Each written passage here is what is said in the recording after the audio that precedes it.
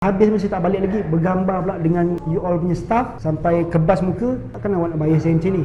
So mana keadilan dia? Saya yang menghiburkan semua ni, saya yang meriahkan majlis, takkan awak nak bayar saya macam ni. Itulah pendedahan pelawak Joey Daud apabila menceritakan pernah mendapat bayaran yang tidak setimpal dengan hasil kerjanya sewaktu mengacarakan satu majlis korporat. Kata Joey, dia berasa kecewa apabila ada sesetengah pihak penganjur membezakan harga terhadap golongan selebriti, khususnya pelawak. Tambah Joey lagi, dia juga merasakan golongan pelawak ini seperti tidak dihargai, malah sering dipandang rendah oleh sesetengah pihak. Sebelum jawab mengenai itu, nak tahu juga Joey, rezeki ke arah mana sekarang?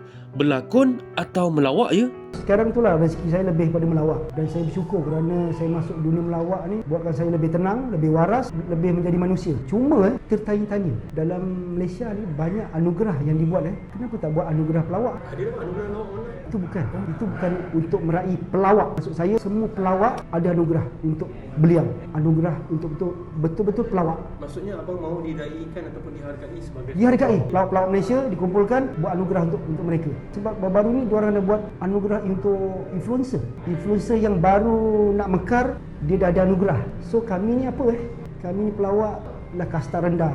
Jadi sekarang bila ada Maharaja Omega dibuat oleh Astro, baru kami diangkat. Saya berkecil hati juga, dan bukan saya cakap bukan untuk saya. Saya memandang pada pelawak veteran contohnya Cik Man, Ropi, Bel Ngasri yang dah lama dalam industri ni masih lagi tidak dihargai. Selagi dia orang masih hidup, come on lah. Takkan nak tunggu mati baru dapat Datuk Seri apa semua. Come on lah. Abang rasa mana silapnya bang? Punca mungkin kalau kita lihat pelawak ni sebenarnya tak diangkat. Senang cakap. Saya ambil kata-kata daripada Tok Ram. Tok Ram sangat menghormati dan respect semua pelawak kerana baru dia tahu pelawak ni bukan kerja yang senang. Otak mereka kiri kanan tu masuk oblong gatal pun bergerak untuk membuat benda ni. Kata harus dihargai. Zaman dulu pelawak ni dia sangat murah. Maksudnya bukan murah apalah. Contoh kalau ada anugerah yang high endnya, dia cuma keluar masa commercial break je untuk meraihkan penonton yang di dalam itu je. Dia tidak masuk TV tau sampai tahap tu. So sekarang ni bila ada Raja Lawak ni, barulah dia turning ke situ, barulah dipandang tinggi pelawak ni. Sebab kerja susah. Jadi bila saya sebut melawak ni, selama saya hidup ni umur macam pokok ni, ada dua perkara yang susah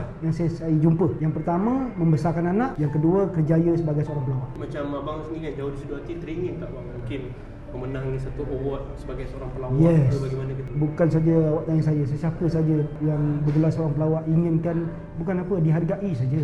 Jadi mereka lebih semangat dan lebih bekerja keras untuk membaiki diri. Pelawak dengan penyanyi berbeza. Penyanyi tahun 80-an dah popular, sekarang dia boleh nyanyi balik, dah boleh ulur-ulur mic pada penonton. Pelawak boleh buat begitu ke? Okey, buat lawak, ulur-ulur mic tak boleh. Dia tak boleh ulang melawak dia. Dia kena refresh. Trademark pun kena ubah. Contoh macam Apek gitu-gitu. Takkan sekarang dia nak gitu-gitu lagi, orang dah boleh predict. Saya menghormati, respect betul pada pelawak. Kita tengok pelawak mungkin bayaran harga dia tak mahal berbanding dengan pelakon, penyanyi kan. Adakah disebabkan package rupa mereka yang mungkin kalau kita tengok pelakon ni ada package, macam pelawak ni mungkin sekadar melawak saja, package rupa tak ada. Mungkin sebab benda itu yang dipandang oleh mana-mana pihak produksi ke CCTV ke bagaimana. Tak boleh nak salahkan pihak-pihak ini. Mereka dah lama ditanamkan dengan penyanyi harus diangkat dulu sebab diorang yang sangat hebat ketika itu. Sebab pelawak ni baru saja muncul, jadi diorang macam nak angkat benda tu agak take time. Tapi saya percaya benda tu akan berlaku. Benda tu akan dipandang tinggi pada pelawak-pelawak Malaysia. Percaya je kat saya. Payment sebenarnya saya pernah juga menjadi seorang pengacara majlis. Soalan saya akan tanya pada organizer, ada tak penyanyi yang awak jemput? Ada. Siapa? Beliau. Bila disebut penyanyi ini, saya kata ini semua kawan-kawan saya. Saya tahu harga diorang sangat mahal. Diorang nyanyi 3-4 lagu, habis. Ciao, diorang balik. Saya dari awal sampai habis, dah habis mesti tak balik lagi. Bergambar pula dengan you all punya staff sampai kebas muka, takkan awak nak bayar saya macam ni. So mana keadilan dia? Saya yang menghiburkan semua ni, saya yang meriahkan majlis, takkan awak nak bayar saya macam ni. Win-win situation. Baru diorang sedar benda tu. Bukan demand. Keadilan itu je. Macam abang sendiri pernah tak mendapat award mungkin dalam bidang lawak ke bagaimana ke, apa yang boleh kongsikan sikit? Saya cuma dapat award dalam pertandingan Maharaja Omega, dinobatkan sebagai Man of the Match untuk season itu.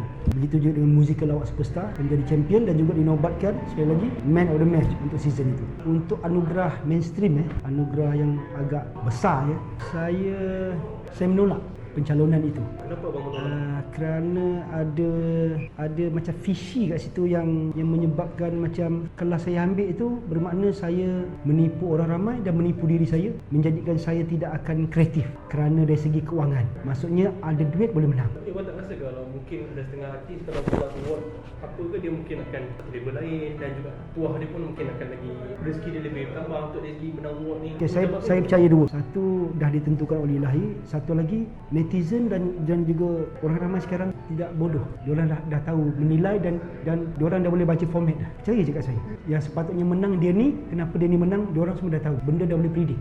Kita nak kualiti bukannya kuantiti.